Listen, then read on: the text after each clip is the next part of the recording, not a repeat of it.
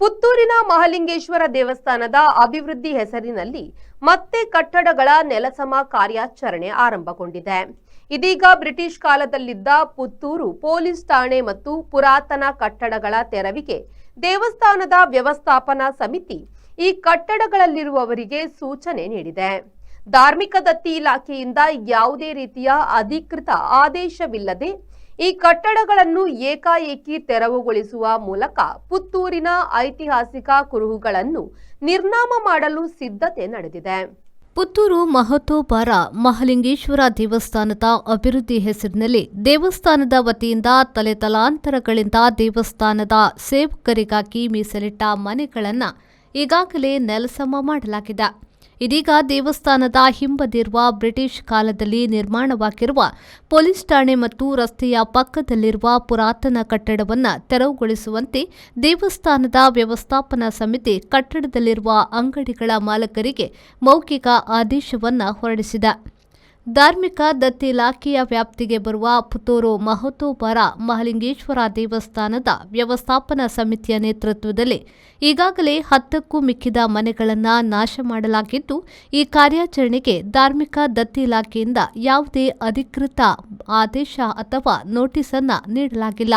ದೇವಸ್ಥಾನದ ವ್ಯವಸ್ಥಾಪನಾ ಸಮಿತಿ ಅಧ್ಯಕ್ಷ ಆದೇಶವನ್ನ ಪಾಲಿಸದ ಮನೆ ಮಂದಿಯ ಮನೆ ಬಿಟ್ಟುಕೊಟ್ಟಿದ್ದಾರೆ.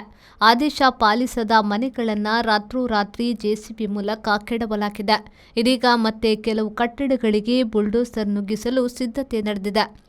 ಬ್ರಿಟಿಷ್ ಕಾಲದಲ್ಲಿ ನಿರ್ಮಾಣವಾಗಿರುವ ಸದ್ಯ ಪುತ್ತೂರು ಮಹಿಳಾ ಪೊಲೀಸ್ ಠಾಣೆಯ ಕಟ್ಟಡ ಮತ್ತು ಅದರ ಪಕ್ಕದಲ್ಲಿರುವ ಪುರಾತನ ಕಟ್ಟಡ ಈ ಲಿಸ್ಟ್ನಲ್ಲಿ ಮುಂಚೂಣಿಯಲ್ಲಿದೆ.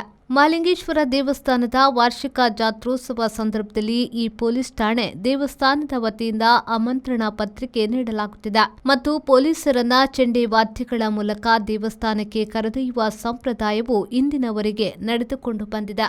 ಆದರೆ ಒಂದು ವೇಳೆ ಪೊಲೀಸ್ ಠಾಣೆ ಕಟ್ಟಡ ನಾಶವಾದರೆ ಈ ಸಂಪ್ರದಾಯವು ನಿಲ್ಲುವ ಸಾಧ್ಯತೆ ಇದೆ. ನಮ್ಮ ಅಂಗಡಿ ಸ್ಟಾರ್ಟ್ ಮಾಡಿ 1948, 76 ವರ್ಷ ಆಯಿತು. ಏನಂದ್ರೆ ಮೊನ್ನೆ 2 ವಾರ ಮೊದಲು ಸಡನ್ ಬಂದು ಈ ಬಿಲ್ಡಿಂಗ್ ನಾವು ತೆಗಿತೇವೆ ಅಂದರೆ ಹೇಳಿ ಹೋದರು. ಯಾವಾಗ ತೆಗಿತೇವೆ ಅಂತ ಹೇಳಿ ಹೋದರು. ಆವತ್ತು ನಾನು ಇಲ್ಲೇ ಅಂಗಡಿಯಲ್ಲಿ ಇರಲಿಲ್ಲ. ಮರುದಿವಸ ನಾನು ಅಂಗಡಿಗೆ ಬರಬೇಕಾದ್ರೆ ಅಧ್ಯಕ್ಷರ ಕಾರ್ ಬಂತು. ಅವರೇ ನನಗೆ ಕರೆದ್ರು ಕಾರ್ನ ಹತ್ತಿರ. ಆಗ ನಾನೇ ಹೇಳಿದೆ, ವಿಷಯ ಎಲ್ಲ ಗೊತ್ತಾಗಿದೆ, ನಾನು ಬಿಡ್ತೇನೆ, ನಿಮ್ಮ 1 ರೂಪಾಯಿನೂ ತಗೊಳ್ಳೋಲ್ಲ ಅಂತೇಳಿ. ಅದು ಅವ್ರಿಗೆ ಖುಷಿ ಆಯಿತು. ನನ್ನ ಒಂದೇ ವಾಕ್ಯದಲ್ಲಿ 3 ಸಬ್ಜೆಕ್ಟನ್ನು ಹೇಳಿದನು. ಆಗ ಯಾವ ತೆಗಿಬೇಕಂತ ಹೇಳಿ, ಅದು ತೆಗೆಯೋದು ನಿಮಗೆ ಬಿಟ್ಟ ವಿಷಯ, ತೆಗಿಯೋ 3 ತಿಂಗಳು ಟೈಮ್ ಕೊಡಿ ಅಂತ ಹೇಳಿದೆ. ಆಯ್ತಂತ ಒಪ್ಪಿದ್ರು. ಇಲ್ಲಿ ದೇವಸ್ಥಾನದ ಎದುರೇ ಒಪ್ಪಿದ್ದು, ದ್ವಾರದ ಎದುರೇ. ಮರು ದಿವಸ ಬೆಳಿಗ್ಗೆ ಇಲ್ಲಿ ಬಂದು ಎಲ್ಲರ ನಂಬರ್ ಕೊಂಡೋಗಿ ಅಲ್ಲಿ ಆಫೀಸ್ಗೆ ಬರಲಿಕ್ಕೆ ಹೇಳಲಿಕ್ಕೆ ಬೇಕು. ನನಗೆ ಗೊತ್ತಾಯ್ತು ನಂಬರ್ ತಗೊಂಡೋದವರು. ನಾನೇ ಹೋದೆ ಆಫೀಸಿಗೆ ವಿಷಯದಿಂದ. ಅವ್ರು ಫೋನ್ ಮಾಡಲಿಲ್ಲ, ನಾನೇ ಹೋದೆ. ಹೇಳಿದೆ, ಅದು ಮಾರ್ಚ್ 20ರವರೆಗೆ ಬಿಡಬೇಕು, 20ಕ್ಕೆ ಬಿಡಬೇಕು. ಅದು ಯಾಕೆ ಕಾರಣ ಅಂತೇಳಿ ಅಷ್ಟು ಅರ್ಜೆಂಟು. ಅದು ಉಳ್ಳಾಲ್ತಿ ಬರೋವಾಗ ರಶ್ ಆಗ್ತದೆ. ಅಂದರೆ ಕನ್ನಡದಲ್ಲಿ ಹೋಗಿ ಒಂದು ಗಾದೆ ಉಂಟಲ್ಲ, ಎತ್ತಿಗೆ ಜ್ವರ ಎಮ್ಮೆಗೆ ಬರ ಅಂತೇಳಿ. ಆ ಜ್ವರಕ್ಕೆ ಇದು ರಶ್ ಆಗೋದಕ್ಕೂ ನಮ್ಮ ಬಿಲ್ಡಿಂಗಿಗೆ ಸಂಬಂಧನೇ ಇಲ್ಲ. ಅವ್ರು ಹೇಳ್ತಾರೆ, ನಾವು ಮಾತಾಡುವಾಗಿಲ್ಲ. ಅಂದರೆ ಬಾಕಿ ಬಿಲ್ಡಿಂಗ್ ಎಲ್ಲ ಗೊತ್ತುಂಟಲ್ಲ ನಿಮಗೆ, ನಮ್ಮ ಬಿಲ್ಡಿಂಗ್ ಅದೇ ಗತಿ ಬರೋದು. ನಾನು ಸ್ವತಃ ಒಪ್ಪಿದ್ದೇನೆ. 3 ತಿಂಗಳು ಟೈಮ್ ಕೊಟ್ಟಿದ್ದಾರೆ. ಮರುದಿವಸ ಹೇಳ್ತಾರೆ 21ನೇ ತಾರೀಕೊಳಗೆ ಬಿಡಬೇಕು ಹೇಳಿ. ಅದಕ್ಕೆ ಒಪ್ಪಿದೆ ನಾನು. ಆವತ್ತಿನ ಸಾಮಂತರದ್ದು ನಿಲ್ಲಿಸಿಬಿಟ್ಟೆ. ಇದ್ದದನ್ನೆಲ್ಲ ರಿಟರ್ನ್ ಮಾಡ್ತಾ ಇದ್ದೇನೆ. ಇವತ್ತು ಹಾಕೇರಿದ್ದೇನೆ ನಂದು. ನಾಳೆಯಿಂದ ಅಂಗಡಿಯನ್ನು ಕ್ಲಿಯರ್ ಮಾಡಿ ಕೊಡ್ತೇನೆ ಅವ್ರಿಗೆ.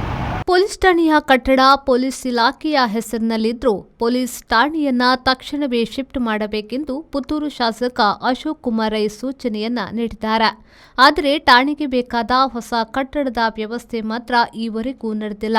ಅಗತ್ಯವಿಲ್ಲದಿದ್ದರೂ ರಸ್ತೆ ಪಕ್ಕದಲ್ಲಿರುವ ಪುರಾತನ ಕಟ್ಟಡವನ್ನು ನೆಲಸಮ ಮಾಡಲು ವ್ಯವಸ್ಥಾಪನಾ ಸಮಿತಿ ಮುಂದಾಗಿದೆ. ಮೊದಲಿಗೆ 3 ತಿಂಗಳ ಒಳಗೆ ಕಟ್ಟಡ ಖಾಲಿ ಮಾಡುವಂತೆ ಸೂಚನೆ ನೀಡಲಾಗಿತ್ತಾದರೂ ಇದೀಗ ಮಾರ್ಚ್ 20ರ ಒಳಗೆ ಖಾಲಿ ಮಾಡುವಂತೆ ಒತ್ತಡ ಹೇರಲಾಗಿದೆ. ಮಹಾಲಿಂಗೇಶ್ವರ ದೇವಸ್ಥಾನವನ್ನು ಅಭಿವೃದ್ಧಿಗೊಳಿಸಲಾಗುತ್ತದೆ ಎನ್ನುವ ಶಾಸಕರಿಗೆ ಅಭಿವೃದ್ಧಿಗೆ ಬೇಕಾದ ಹಣವನ್ನು ಬಜೆಟ್ನಲ್ಲಿ ನೀಡಿಲ್ಲ. ಶಾಸಕರು ಇದೀಗ ಕೇಂದ್ರ ಸರ್ಕಾರದ ಪ್ರಸಾದಂ ಯೋಜನೆಯಲ್ಲಿ ಈ ಕ್ಷೇತ್ರವನ್ನು ಸೇರಿಸುವ ಯತ್ನದಲ್ಲಿದ್ದು, ಈ ಬೆಳವಣಿಗೆಗಳು ಪುತ್ತೂರಿನಲ್ಲಿ ಇನ್ನಷ್ಟು ಗೊಂದಲಗಳನ್ನು ಮೂಡಿಸಲಿದೆ ಅನ್ನುವುದಂತೂ ಸತ್ಯ. ಅನೀಶ್, ವಿ4 ನ್ಯೂಸ್, ಪುತ್ತೂರು. ಬಲೆ ಬಲೆ ಯಾವ ಲೇಟ್ ಆಗಿ పోయి ಈ ಫರ್ನಿಚರ್ ಹಿಂಗ ಮಸ್ತ್ ಇಷ್ಟ ನಿಲ್ಲಡಿ ಬತ್ತಂ పోయి ಬಾಬಾ ಇಲ್ಲ ಮಸ್ತ್ ಖುಷಿ ಆಗ್ಬಿಡು ಬಾಬಾ ಕುಲ್ ಕುಲ್ಲೇರ್ನ ಬಿಡ್ಸೋದಿಚ್ಚಿಗೆ ಅಂದ್ ಕೈದಲ್ಲಿ ನಿಲ್ಲಡ್ ಮಾತಾಡಲು ವೀಕಿದ ಫರ್ನಿಚರ್ ಉಂಡು ಈರಿಂಗ ದಾಲ್ ತೆತ್ಕೋರ್ಬಿನೆಂಜಿ ಪೋಲೇರ್ ಬೇಬಿ ಯಬ್ಬಾ ವೀಕೆ